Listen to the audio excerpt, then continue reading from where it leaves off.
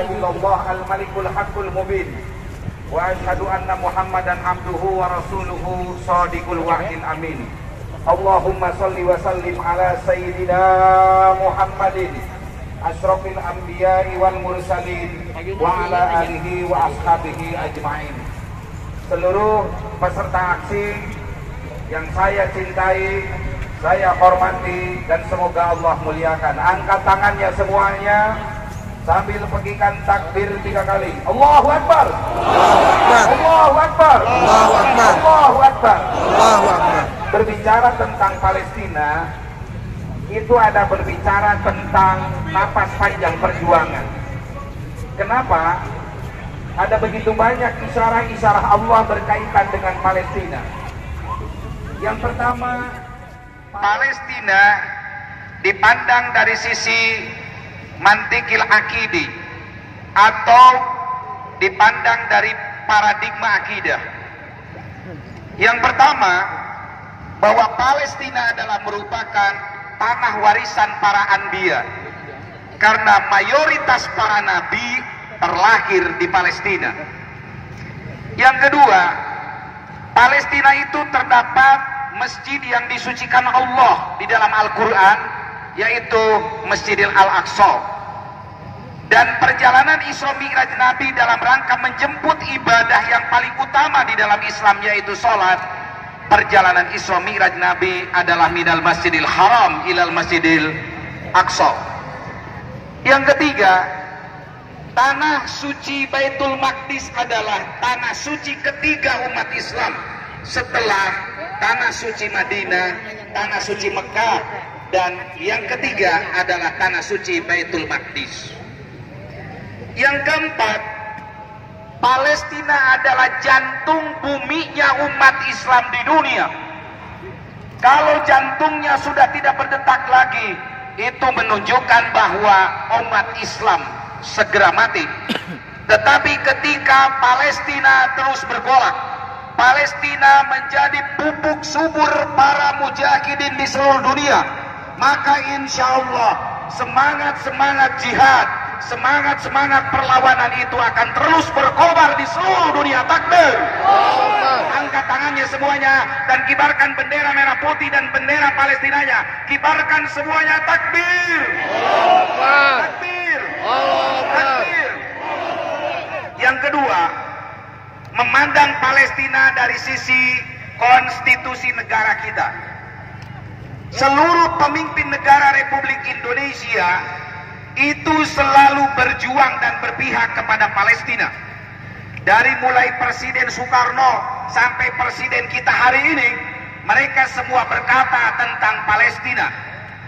Dan bahkan Muqaddimah Undang-Undang Dasar tahun 1945 mengamanahkan bahwa kemerdekaan itu adalah hak segala bangsa. Oleh karenanya penjajahan harus dihapuskan di seluruh muka bumi.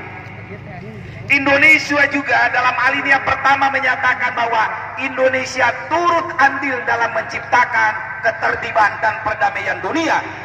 Jadi masyarakat dunia, masyarakat Indonesia yang terlibat di dalam pembelaan terhadap Palestina adalah masyarakat yang cinta Pancasila, betul?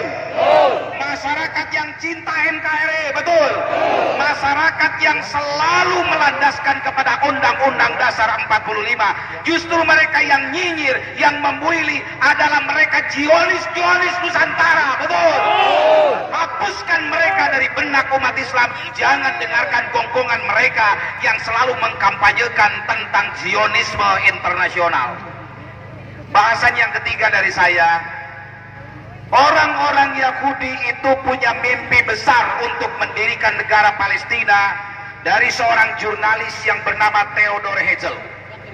Theodor Herzl ratusan tahun yang lalu sudah menulis bahwa orang-orang Yahudi yang diaspora ke seluruh dunia dan mereka menciptakan satu sejarah adanya Holocaust di Jerman, penghapusan etnis Yahudi di Jerman pada saat itu. Mereka bermimpi agar Yahudi bisa kembali membuat sebuah negara. Pilihannya ada di Malvinas, Argentina. pilihannya ada di Ethiopia dan pilihannya adalah di Palestina, tetapi mereka akhirnya memilih Palestina. Jadi Palestina adalah hasil mimpi mereka untuk mendirikan negara penjajah Yahudi Israel. Untuk itu, insya Allah Forum Pondok Pesantren akan membuat sebuah narasi besar, memahamkan bahwa setiap yang umat Islam mengaku di dalam hatinya ada iman dan ada Islam harus punya mimpi untuk menjadi tentara pembebas Masjid Al-Aqsa. Apakah kita siap untuk menjadi bagian pembebas Palestina?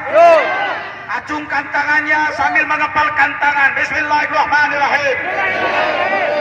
Saya berjanji kepada Allah, disaksikan oleh para malaikat, disaksikan oleh langit dan bumi, bahwa kita berjanji sepenuh hati untuk menjadi bagian pembebasan Palestina. Kalau saya katakan Palestina, semua mengatakan merdeka. Palestina, Palestina, Palestina. Takbir, takbir. Yang terakhir dari saya, yang terakhir, perjuangan Palestina hari ini adalah hasil kreativitas para pejuang. Kita jangan percaya tentang narasi yang mengatakan bahwa Harakah Muqawimah Al-Islamiyah adalah teroris seperti yang dikampanyekan oleh Amerika Serikat dan oleh Israel Yahudi laknatullah. Logikanya, Indonesia 350 tahun dijajah oleh Belanda, 3,5 tahun oleh Jepang, beberapa tahun oleh Portugis. Apakah tentara kita, masyarakat kita, pejuang kita dulu yang ingin merdeka dari cengkraman penjajah disebut teroris? Mereka pasti oleh penjajah disebut teroris, betul apa betul? Apakah Pangeran Diponegoro itu teroris? Apakah Sultan Maulana Hasanuddin teroris? Muhammad Toha teroris? Apakah Cut Nyadin teroris? Setiap para pahlawan bangsa yang menginginkan negaranya terbebas dari kungkungan penjajah, mereka adalah pahlawan, mereka adalah mujahid. Jangan terbawa opini yang dimainkan oleh orang-orang barat dan sekuler bahwa perlawanan di Palestina telah menyatu mereka dan mereka adalah mujahid. Kalau saya katakan perlawanan, semua bilang mujahid. Perlawanan, perlawanan, perlawanan, perlawanan, perlawanan. Yang terakhir dari kita, rogoh pesak masing-masing, saku masing-masing. Keluarkan berapa rupiah pun yang kita miliki, dan insya Allah Allah akan berikan keberkahan. Surah Al-Anbiya ayat 71 menegaskan, wa najjainahu wa lutan ilal ardil lati barokna fiha lil alamin. Dan aku menyelamatkan Ibrahim dan Nabi Lut pada satu tanah yang di dalamnya ada keberkahan bagi seluruh penduduk bumi. Orang-orang yang ikut menyelesaikan problema Palestina, insya Allah barokah, keluarganya barokah, negaranya barokah, dan Indonesia akan kecipratan barokah. Allahu Akbar, Allahu Akbar, Allahu Akbar, Allahu Akbar. Assalamualaikum warahmatullahi wabarakatuh.